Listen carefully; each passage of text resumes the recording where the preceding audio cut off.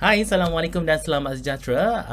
Hari ini saya akan kongsikan dengan anda berkaitan dengan subjek planning and juga scheduling. Okay? This is the planning and scheduling for BPD 33903 untuk constructions management. So I'm technologist Dr. Muhammad Hilmi Izzuan bin Abdul Rahim as a senior lecturer at Department of Constructions Management, Faculty of Technology Management and Business, University Tun Hussein on Malaysia.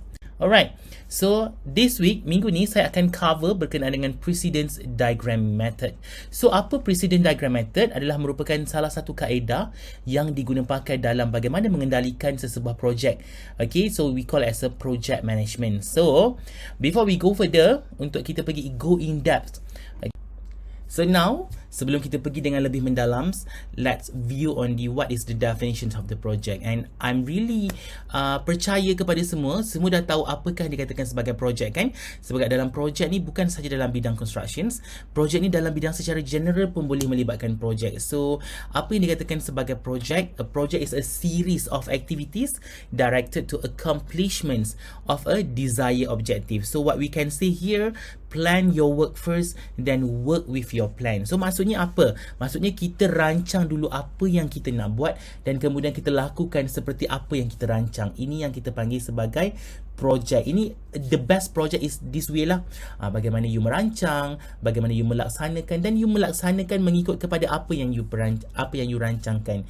This is the definitions of the project. And now let's move to the introductions network analysis. Ini kesinambungan daripada selepas you kenal project dan kita pergi kepada method. So inilah methodnya. So network analysis is the general name given to certain specific techniques which can be used for the planning, management and control of the project. So kita boleh katakan sebagai network analysis ni merupakan satu tools yang membantu untuk menghubungkan antara sesuatu perancangan aktiviti ataupun aktiviti kepada aktiviti-aktiviti yang lain. Kan we call as a network analysis. Bagaimana you menghubungkan antara satu aktiviti kepada satu aktiviti lain. So we call as a network analysis. Alright.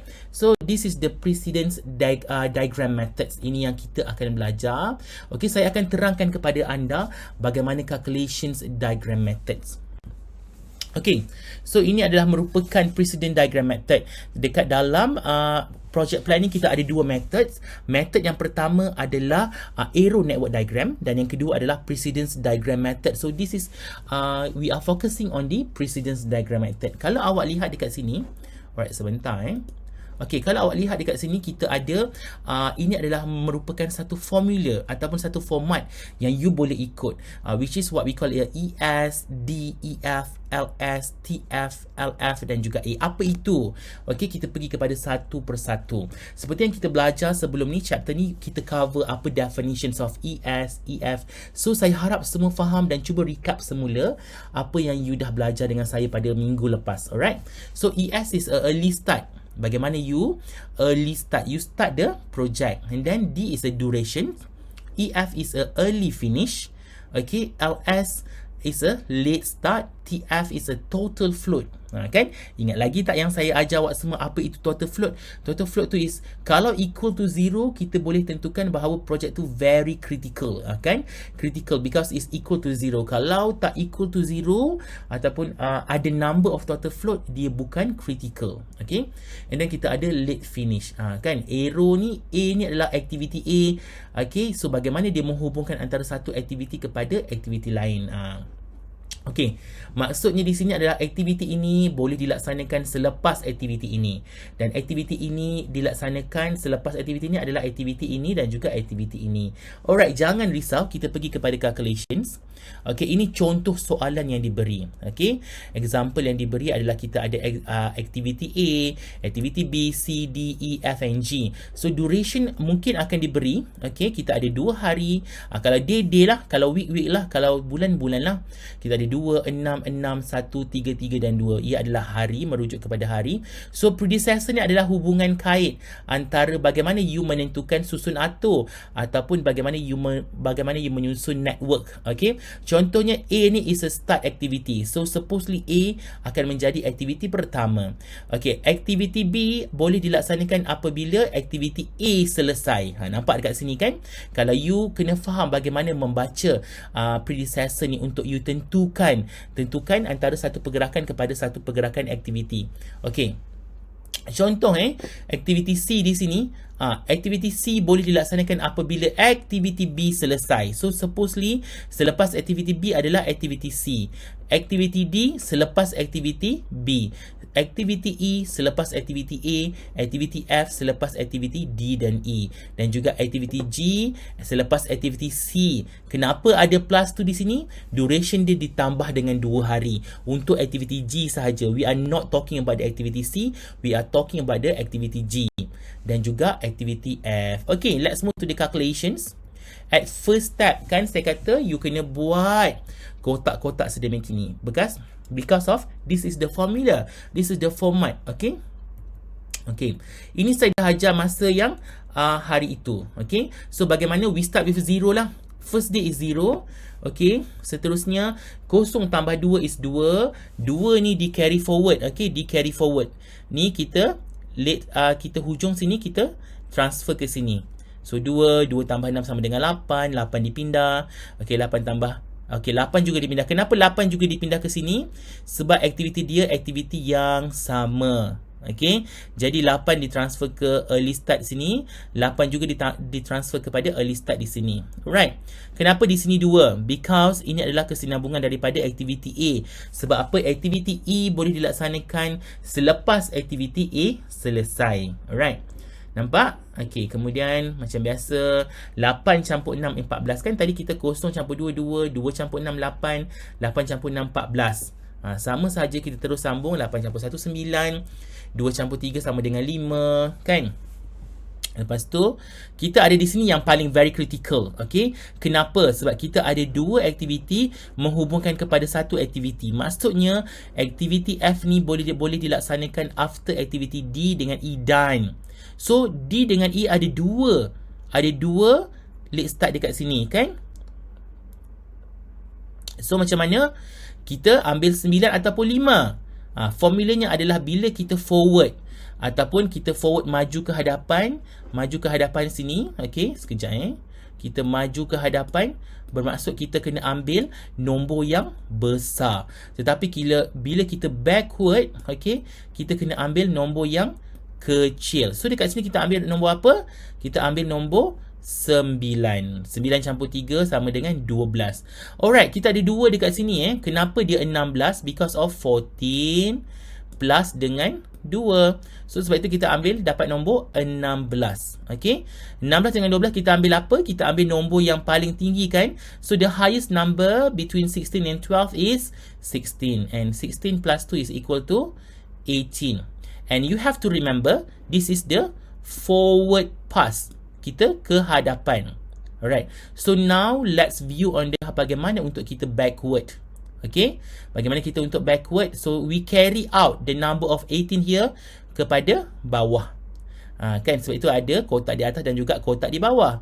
So 18. Tolak 2 remember. So the forward pass is you have to plus all the numbers. Okay. But the backward pass you have to minus the number. Tolak nombor tu baru you dapat kan. So 18 minus 2 is equal to 16. Okay, then you carry forward 16 again.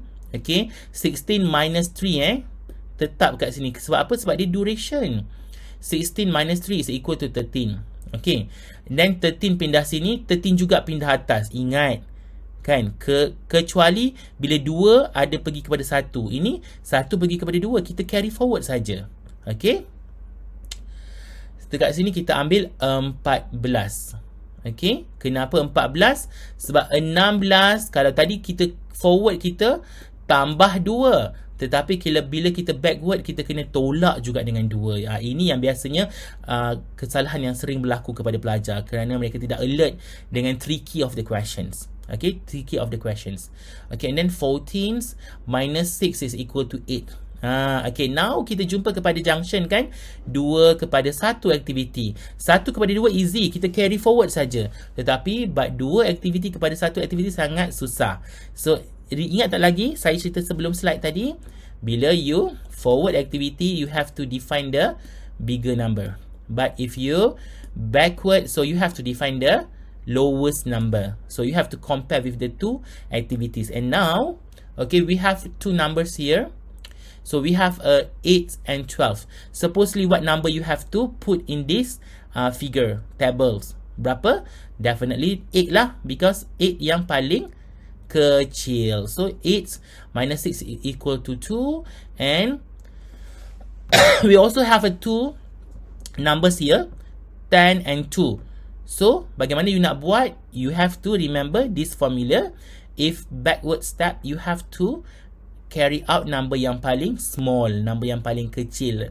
Okay, number yang paling kecil. So number yang paling kecil adalah 2. So 2 minus 2 is equal to 0. And now inilah dia. So you have to complete. Nampak kan complete kat situ? So now you have to calculate the number of the total float. How to calculate the number of total of the float? Senang sahaja kan. Kosong is equal to kosong. Macam ini kita bawah tolak atas, bawah tolak atas. So you will get the number is 0. So if you 2 minus 2 is equal to 0, and 8 minus 8 is equal to 0. 8, 0, 14 is 0. But if you tengok dekat sini 12 minus 12 minus 8 is equal to 4, and 13 minus 9 is equal to 4. So dia 4 dekat sini, 8 dekat sini, 4 dekat sini, 0 is here, also 0 here, also 0 here. Remember, kan saya kata total float is, you have to know if equal to 0, dia adalah apa? Dia adalah critical path. Kan? Bila critical path maksudnya apa? Tidak boleh diganggu. Aktiviti itu sangat critical. So step seterusnya adalah you have to define dekat mana network ataupun dekat mana aktiviti yang menyumbang kepada critical. So bagaimana nak jumpa critical path? So you have to calculate. If you found that total float is equal to 0, dia adalah critical path. So last step is, ini adalah tadilah formula formula. So last step is macam saya buat tadi. And now you have to highlight the arrow. Alright, so the red diagram menunjukkan bahawa critical path is equal to A, B, C and G. So this is the activities on the critical path. Alright, so faham sekarang?